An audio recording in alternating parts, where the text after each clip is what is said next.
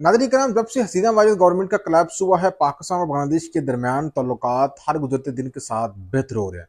यूं कह लीजिए कि बांग्लादेश जब से हिंदुस्तान के चुंगल से आज़ाद हुआ है, जब तक हसीना माजिद वहाँ पर मौजूद रही हैं, पाकिस्तान और बांग्लादेश एक दूसरे के करीब नहीं आ सके। लेकिन हसीना माजिद के कोलैप्स के बाद दोनों के दरमियान जो सफारती ताल्लुकात हैं और पीपल टू पीपल जो कॉन्टैक्ट है, उसमें हम बूस्ट देख रहे हैं।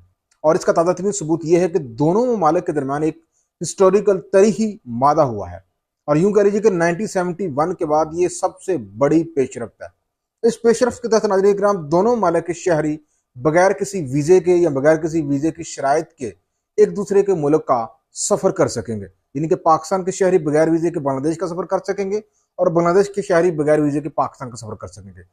फिलहाल नाज़रीन किराम, ये सहूलत सिर्फ सरकारी पासपोर्ट होल्डर और डिप्लोमेटिक यानी कि सफारती अमला जो है उसको मैसर होगी। लेकिन बाद में इस सहूलत को आम आवाम तक भी जो है वो एक्सपेंड किए जाने की उम्मीद की जा रही है। इस तरीही पेशरफ्त के बाद नाज़रीन किराम, हिंदुस्तान के मीडिया ने पिटना शुरू कर दिया है। उन्होंने ये कहना शुरू कर दिया कि इस सहूलत से फायदा जो है पाकिस्तान के खुफिया एजेंसी के लोग उठाएंगे, वो बांग्लादेश में आकर हिंदुस्तान की मशरकी सरहद में डिस्टर्बेंस पैदा करेंगे। लेकिन बांग्लादेश की जो अबूरी हुकूमत है उसने हिंदुस्तान के इन तमाम खदशात को मुस्तरद कर दिया है। आप इस बारे में क्या कहेंगे? लाजमी कमेंट सेक्शन में अपनी राय का इजहार करें। नाज़रीन करम, हिंदुस्तान में हाल ही में अग्नि 5 मज़ाइल जो कि इंटर कॉन्टिनेंटल बैलिस्टिक मज़ाइल के ज़ुमरे में आता है, उसका तजर्बा किया है। तो इस वीडियो हम जानते हैं कि इतनी बड़ी रेंज का तजर्बा करने का मकसद क्या है हिंदुस्तान का, और साथ साथ इसका मेन टारगेट कौन है, क्योंकि पाकिस्तान तो ऑलरेडी जो है वो उसके साथ है। और ये जो मज़ाइल उसने तजर्बा किया है, इसकी जो रेंज है ये तो आ, एशिया से शुरू होती है और अफ्रीका और यूरोप के कंट्रीज तक जा रही है। तो इसके पीछे और उसका मेन क्या मकसद है? तो सबसे पहले तो मैं आपको ये बताऊंगी कि पाकिस्तान के ऊपर इसके बुरे असरात मरतब होने वाले हैं। देखें, पाकिस्तान के पास इस वक्त जो मिसाइल है ना, जिसकी सबसे ज़्यादा रेंज है, वो है आपका शाहीन 3, जिसकी रेंज है 2750 किलोमीटर। यानी कि पाकिस्तान एटमी ताकत है तो वो सिर्फ 2750 मीटर तक जो है वो टारगेट्स को निशाना कर सकता है। वही हिंदुस्तान जो है वो 5000 से लेके 5500 किलोमीटर तक जो है वो अपने टारगेट्स को निशाना बना सकता है इस मिसाइल के तजर्बे के बाद, जिसके बाद हिंदुस्तान को पाकिस्तान के ऊपर स्ट्रेटजिक जो सलाहियत है, स्ट्रेटजिक बढ़तरी है, वो हासिल हो गई है और पाकिस्तान के लिए एक बड़ा चैलेंज बनकर सामने आई है।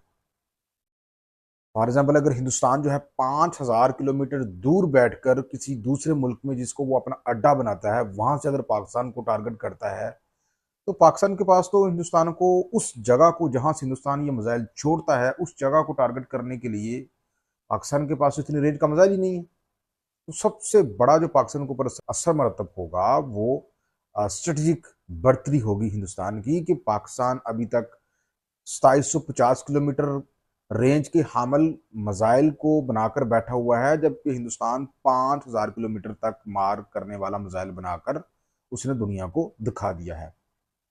सेकेंडली नाज़रीन इकराम, कि ये जो मिसाइल अग्नि 5 है, ये मल्टीपल टारगेट्स को एक ही टाइम में, यानी कि एक ही लॉन्च में ये मल्टीपल टारगेट्स को निशाना बना सकता है।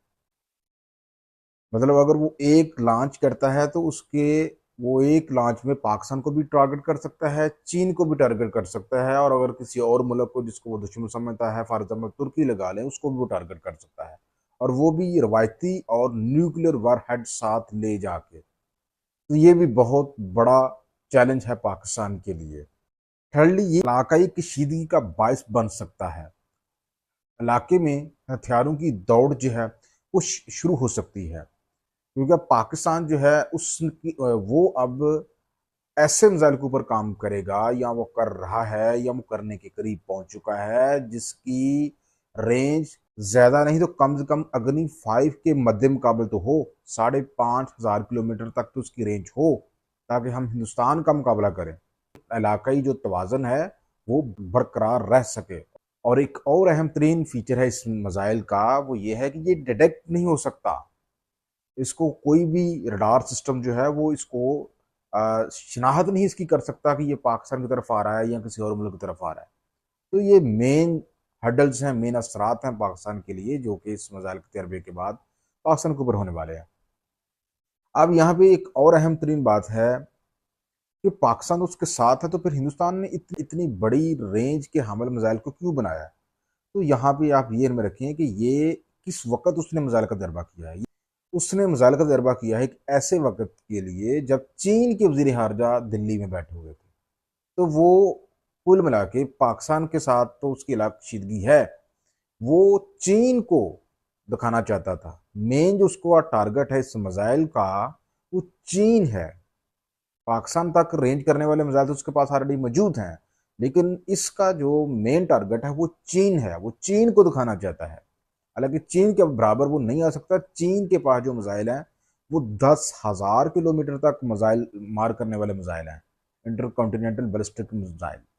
ابھی چین سے ہندوستان کوسوں دور ہے، لیکن اس تجربے کے بعد وہ چین کے مین شہروں اور اس کی دفاعی انسٹالیشن کو ٹارگٹ کرنے کی پوزیشن میں آ گیا ہے. بیجنگ، شنگھائی جیسے اہم شہر اس میزائل کے ٹارگٹ میں ہیں. تو یہاں پہ جو اس میزائل کا تجربہ کرنے کا مین مقصد ہندوستان کا وہ چین کو سبق دے، چین کو جو ہے ایک پیغام دینا ہے، اور اس کے ساتھ ساتھ اپنے آپ کو علاقائی اور بین الاقوامی طاقت کے طور پر پیش کرنا ہے، جو کہ اس کو سلامتی کونسل کی پرمنٹ سیٹ لینے کے لیے ایک جواز فراہم کر سکتا ہے کہ دیکھیں جی ہم اتنی بڑی طاقت ہیں، ہمیں بھی وہاں پہ سیٹ چاہیے. تو یہاں پہ آپ یہ ذہن میں رکھیں کہ اس میزائل کے جو ٹارگٹ ہیں وہ مین ٹارگٹ چین ہے اور پاکستان بھی ہے، کیونکہ پاکستان کے ساتھ اس کا کشمیر کا معاملہ ہے، کشیدگی رہتی ہے، اور چین کے ساتھ اس کا سرحدی امور ہے. تو یہ ناظرین کرام مین اثرات ہیں جو کہ اگنی 5 کے پاکستان کے اوپر پڑ سکتے ہیں، اور چین اور پاکستان کو اس حوالے سے مل کر کام کرنے کی ضرورت ہے، اور ایک ایسے میزائل کے اوپر کام کرنے کی ضرورت ہے جس کی جو رینج ہے وہ اگنی 5 سے کوسوں زیادہ ہو.